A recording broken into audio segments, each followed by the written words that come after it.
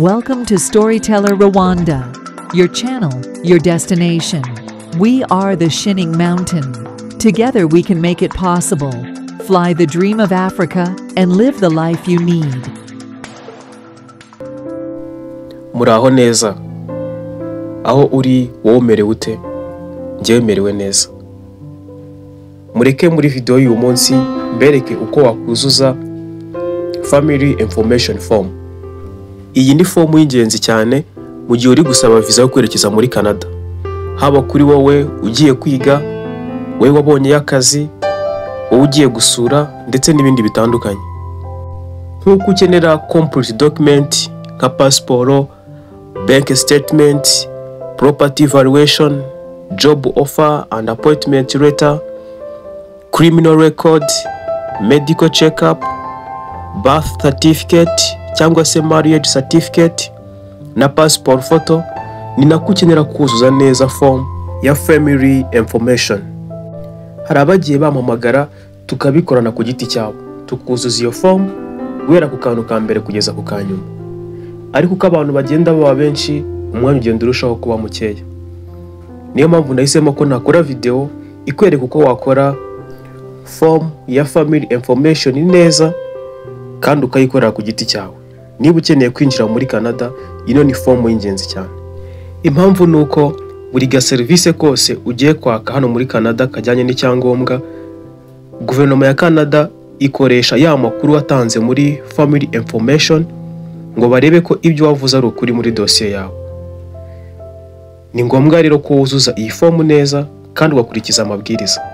Mu bintu by'ibanze ugomba kumenya mbere yo kuzuza ino form, reba neza amabwiriza mbere yo kuzuza ino form.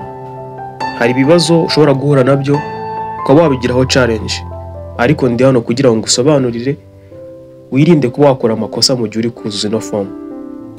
Kugira ngo ubone iyi form, first of all, ni wikeneye jya muri video description ukande kuri link nashyizemo ubanze uyikureho.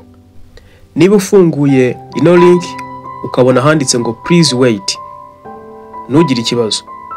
Egera hejuru gato ukanda handitse download, maze ukureho urwo rupapuro urushyire kuri laptop yawe cyangwa se kuri telefone yawe. Fungura ino PDF ukoresheje Adobe Reader, nibwo biri bukorohere cyane. Aha mbere habanza uri ubone ahanditse applicant. Applicant ni wowe ugiye gukora application. Hano shyiramo amazina yawe yose nkuko yanditse kuri passport yawe. Aya mazina agomba kuba ahuye n'ari kwirangamuntu yawe. Ngizamo itariki y'amavuko, igihugu wavukiyemo, aho utuye ubu ngubu, hamwe n'umwuga ukora, occupation. Aha kabiri urabona handitse marital status. Aha ngaha hitamo uko uhagaze. Uri single, ngaragu, married, warashyingiwe, cyangwa common law. Common law ni igihe uba warabanye n'umuntu mutarashyingiranwe mu buryo bwemewe n'amategeko, ariko mukabana igihe kiri hejuru y'amezi 12. Niba umubano wawe n'uwo mwashakanye ari ukomeze, hitamo common law. Uzuza neza ibyo byose nkuko biri kuri passport yawe. Kuri iki gice, niba utarashatse cyangwa utagira umufasha, urasimbuka ahabigenewe. Ariko niba ufite umufasha, andika amazina ye, itariki y'amavuko, igihugu yavukiyemo, aho atuye ubu ngubu ndetse n'umurimo akora. Hasi yaho urahasanga umwanya wagenewe kuzuzamo ababyeyi bawe, father and mother. Urashyiramo amazina yabo yombi, aho bavukiye, aho batuye ubu ngubu, ndetse ushyiremo n'icyo bakora. Ikiba kigamijwe aha ngaha ni information, amakuru aberekeyeho. Ahahera uri bubona handitse ngo ese muzajyana muri Canada, cyangwa yego cyangwa hoya. Niba ari yego kanda yes, niba ari hoya kanda no. Pati ikurikira ni ugushyiramo amazina y'abana bawe bose. Niba bahari, andikamo itariki y'amavuko, igihugu bavukiyemo, aho batuye ubu ndetse n'umwuga bakora. Emeza niba abana ufite bazajyana nawe muri Canada cyangwa bazaguma aho bari ubu ngubu. Niba ufite abana barenga 4, wongeraho urupapuro rw'inyongera rwitwa section B, ari rwo annex. naho ukarwuzuza nk'uko wujuje urwa mbere. Igice gikurikiraho ni icyahariwe abavandimwe muvukana. Injizamo amazina y'abavandimwe bawe bose, harimo abo muhuje ababyeyi bombi ndetse n'abo mugiye muhuje umubyeyi umwe.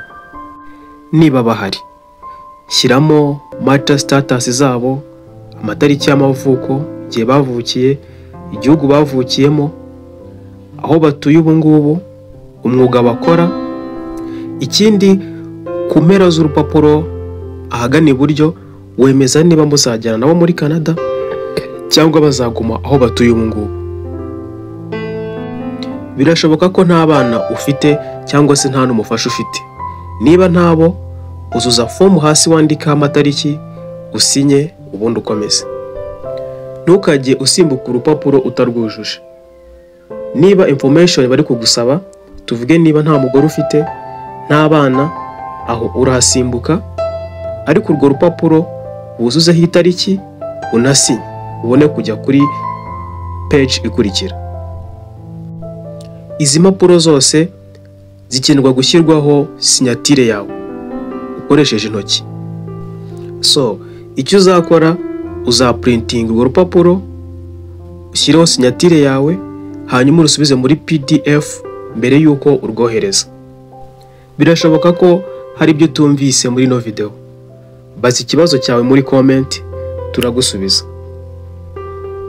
Ndetse hari na bagenzi bawe benshi bamaze kuzuza ino form, biteguye kuba bagufasha kano kanya. Ntutinye kuba wavuga ikibazo ufite muri comment. We are here for you. Next time tuzareba uko wakuzuza form ya Sketcher. Iyi ni form ya IMM 5257. Iyi ni form ikenerwa cyane ku busabe bwa visitors visa ikwerekeza muri Canada. Niba hari ikindi kintu wifuza ko twaganiraho vuba cyane, bishyire muri comment. Byo muhuriraho muri benshi turakibakorera rwose. Niba wakunze ino video, nyereka ko wayikunze ukanda kuri like. Ntiwibagirwe gusangiza abandi, inshuti n'abavandimwe, cyane cyane uziba bakeneye ano makuru. Nizere ko wamaze gukora subscribe kugira ngo izindi video zijye zikugeraho ku gihe. Mwese mbifurije gukomeza kugira ibihe byiza. Mwite ku buzima bwanyu ndetse n'imishinga yanyu. Tuzahurire mu zindi video mumeze neza, mufite amagara mazima. Thank you for watching. See you next video.